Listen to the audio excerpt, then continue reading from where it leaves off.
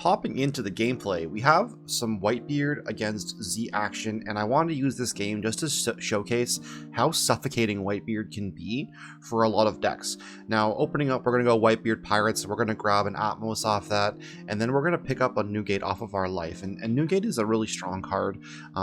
But then we're going to draw another one, which you don't always want to see multiple Newgates in hand because that's a card with no counter. However, late game, if your opponent has no answer to it and they have difficulty swinging at high numbers, then he is really hard to deal with, and he makes your leader 8k, which is really hard for some decks to get over consistently in the late game. So I'm going to swing 6k here at the Z, and Z's going to take that one, which is fine. It's not a big deal. Z probably can take a swing or two. I'm not sure how strong Z is in the meta for OP02. I think he's probably a tier 2 deck, but they're going to go ahead and drop Borsalino, which cannot be KO'd, and at that point it's an annoying blocker. So I'm going to go ahead and drop the Atmos here, and then I'm going to swing at the Z. Atmos is a nice, good vanilla card. Again, just does a lot of work when you have Moby Dick out. And I'm also going to drop a Chopper here just to protect my life a little bit, and then I'll take the Jozu off of my life here. So my hand is getting pretty big. One thing about Whitebeard is you want to minimize the amount of cards that you play, and you only really want to deal with like immediate threats. They're going to drop the Kobe here to pop my Chopper, which gets rid of my blocker, and they're going to swing 6k at my leader, which I'll take. I'm not too worried about that. I'm going to go ahead and draw. I get a Vista here, and so I will swing my Newgate at leader for 6. Just trying to think about what plays I want to make this turn. I likely want to swing 6 at the leader here, and then go ahead and swing 6 with Atmos here. Atmos is a nice big body. It's, again, just going to have to be dealt with, and then because they opt to block that and they have 2 on up, I'm not going to play the Jozu here. I'm going to go ahead and play Marco the Phoenix, just because Marco the Phoenix is a great card and is a blocker and can come back even if he's dealt with. And now I have a Radical Beam and a guard point up with 1 life, which means I have a lot of counter to protect my Atmos. And I also have 2 blockers out, one of them being a chump blocker, which is completely free. So if they deal with him, it's not a big deal. Now, Z doesn't have an effect to KO, so he could use the effect to KO my Chopper, but again, that would just put him behind his curve here, and he's already used a lot to counter out. And yes, while he's at 2 life and I'm at 1, he is not at advantage because I have so much counter in hand at this point. You know, I have over 12k in counter from guard point, Radical Beam, Otama. I mean, that's 12k right there. I can get to. I also have a Jozu, which is 14, and then Vista, 16k. So a lot to deal with here. He's gonna go ahead and swing 7k. I block with the Chopper here because I want to protect. He goes Atmos and Kurizumi Higurashi, and so because he's just dropped a bunch of blockers, I'm going to play my Newgate here and swing for 8k at leader, which is, again, impossible to counter out for most decks at this point in the game. You don't want to commit 2 cards to that and just cripple yourself on hand. So they're going to block that with their blocker, but now I'm set up for a situation where I have my Atmos up, I have Newgate, and I have Marco, and next turn, if they don't threaten me with a big body here, I can just drop another Newgate, and I'll be in a great position. The thing about Newgate is that being able to swing at 8k, and then I have a 6k and then another 10k swing, they're going to have to exhaust all of their blockers here, or they're going to have to play some more blockers this turn and not be able to deal with my threats. So they're going to go ahead and play the Suru to lower the cost of my Atmos, and then they're going to play King to pop my Atmos, I guess, which I don't know about that play. It seems interesting. So I have 10 Dawn up, and I'm just going to go ahead and play another Newgate because I don't feel that threatened. And again, giving your leader 2,000 power, so putting him at 8k, which is basically any 5,000 power card needs now 3,000 power. So he's going to use the Impact Wave, but he's not going to KO anything because my Marco is 4 cost. I'm going to swing 10 at Z again, and that's going to probably warrant a blocker. So he's going to lose the Borsalino there, and then I'm going to go ahead and end turn. I have Radical Beam up to protect, and I'm not taking that last life just because of my Newgate effect here, and I want to use that to protect myself. And while he has, 2 swings, potentially 3 with the Borsalino here, I have no problem countering out most of them. I mean, if he wants to get his leader to 9k, which would warrant a 2k counter, he'll have to invest 4 Dawn. and then he'd have to again invest 3 more Dawn into his Borsalino. So he's gonna go ahead and swing at my leader, I believe, for 10k, or maybe he's gonna swing at Newgate. I'm not sure which one he's gonna swing at. He's swinging at the character Newgate, which no counter here. I'm just gonna no blocker. I'm just gonna counter it out.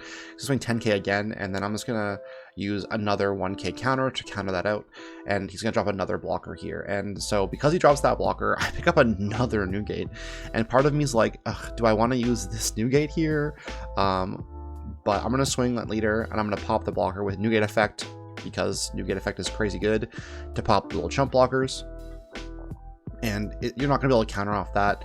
I'm going to swing 10k at leader here as well. Again, it's just going to be very difficult for him to counter out. So he blocks with Borsalino here, and so I'm thinking to myself, I'm like, well, I can play another blocker here. I have 8 Dawn active. I'm going to have to take my last life here, so I'm going to play likely a chopper, just because I want to have one more chump blocker out, and then I'm probably going to buff up my Newgate and swing over the king, or swing at leader. Either one is fine. 8k at 5k, again, it's hard to counter when you only have 3 cards in hand, but he's going to burn 2 of his cards. So now I know that the only threat on board next turn is going to be the Z and the king. So I'm feeling pretty confident to play a chopper here and leave Dawn up for counter, because there's no reason to overcommit here. I could drop a Vista just for some extra presence, but it does get rid of 1000 counter from my hand, but I'm going to play it and kill the Suru, just have extra presence on board, and then I take another Radical Beam off the top of my life, so I'm feeling even better now that I have 2 Radical Beams, 2 Otamas, and a Jozu. That's 6k and then another 8k counter. So the 2 swings, plus I have a blocker, so even if he swings at me for 10k at my leader, I'll still be able to block it with 1 with chopper, and then he pops my chopper with that swing. So I'm gonna go ahead and he's got 2 Dawn up, so I'm like, okay, well the highest I can get to is 9k, so I'm gonna block with Mark of the Phoenix, and then I'm gonna use the card action to trash my last Newgate and then play him back. And then that's just GG, because he doesn't have enough power at 9k to get high enough with my 2 Radical Beams up and all the counter I have in my hand. And then next turn, he's got no way of countering out the 10k swings from the Newgates, as well as another 16k swing from my leader. So that's how strong the deck is. I know it can seem daunting to take your life every turn, but it's a very, very strong deck. Now, onto the deck profile here. I'm playing a nice mix of cards here. This is probably different than some Newgate lists you may have seen, but I'm playing 4 Otama, which I think is mandatory in any red deck. I'm playing 4 Makino because she is a 1-drop, and she's a 2k counter, and she can buff up your choppers late game if you need that. It's the only target that she can really buff up. Also, she makes it so that Otama is not necessarily a dead card late game, because sometimes you are going to play Otama out to get the effect of Seaquake, or to make your Newgate effect pop off, or in combination with Ace to deal with some problem targets late game.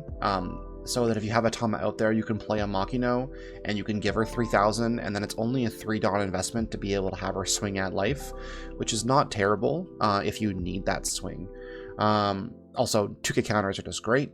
I'm playing 4 Chopper. I think the jump block is really nice, and I think that it's very important to have 1-drop blockers for the situations when you need to wall up against certain decks. But Chopper is pretty self-explanatory. I'm playing 4 Vista because Vista is an incredible card in a lot of matchups.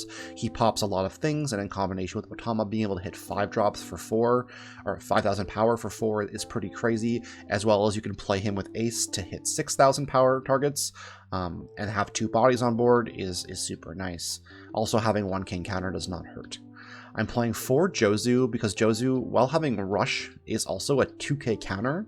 Card is absolutely bonkers. You want to have 4 of him, and you want to see him as early and often as possible. This card helps you finish games, and it helps you stay alive. I'm also playing 4 Marco the Phoenix. Marco is incredible. He's the best blocker in the game, I think, because even if you kill him, he comes back, and that's by any type of KO as long as you have 2 or life left, 2 life or less left. So he's very, very good, and he's an incredible card, and you can pitch your extra Moby Dicks for him, so it's fantastic. I'm playing 4 Atmos. Atmos, I think, is incredibly strong, especially in the effect with Moby Dick. I think running vanillas at 4 cost, being able to play them out and just have them swinging at 8k with the Moby Dick effect active is just so hard to deal with for a lot of decks late game. I'm playing 2 Ace. I think this card is more of a finisher, or he's used to deal with some problematic cards for the deck, but all in all, I think 2 of him is probably fine. Him within combination of Sweet Seaquake can take out 6k targets, or him and Vista can take out 6k targets. I think he's very, very strong. I'm playing 4 Edward Newgate. There's probably justification to drop this down to 3 and running a 4th Moby Dick if you want that additional consistency. I think maybe right now 4 Moby Dick is probably the play, but I was just experimenting with 4 Newgates, and it feels pretty good against some decks that just cannot deal with the amount of aggression that he can put out. Playing 4 Radical Beam just because you're consistently at like very low life with this deck, and you want to be able to counter things out. So being able to have a 1-cost 4k counter is absurd in most situations. I'm playing 3 Seaquake because, again, being able to deal with 5,000 power characters for 2 costs with Otama and Seaquake, or being able to deal with, 6 drops for 8, 6,000 powers for 8 with Ace and Seaquake is really, really nice. Even if you have 2 Otamas, you can Otama Seaquake for 7,000 power, so very versatile card, and again, only costing 1 is very, very nice. 4 Whitebeard's Pirates, it's your Searcher, it's a great card. It's super good, and it lets you pick up all the pieces that you need. I'm playing 2 guard points. There's probably an argument to play a different character with 2,000 counter if you want to do that as well. There's no wrong decision there. I just like having the extra counter card, just because the trigger effect can be nice sometimes if you get it. Just because if you have a Newgate and then you hit the guard point in your life, then it buffs your leader up a bit more, so that's always nice. And then playing 3 Moby Dick, again, I think you could play 4 and then play 3 Newgate if you wanted to. It's not a big deal, but again, you definitely want to see this card, but it's not necessary to win games. It's just that when you get down to 1 life, it makes your board really hard to deal with. Your 3 drops are swinging it for 5k. Your 4 drop is swinging at 6 instantaneously. Your 7 drop is at 9, your 4 drop is at 8, your Newgate's at 12, like your leader's at 8. It's just so hard for a lot of decks to weather that storm. I think that Newgate will probably be one of the better decks in the format, but I don't know if it's going to be the best deck. I know that in Japan there was a lot of like rock, paper, scissors matchups with Wano and Newgate and Zoro, so I'm interested to see how the North American meta does develop. I want to thank everyone for tuning into the video, and until next time, Monty out.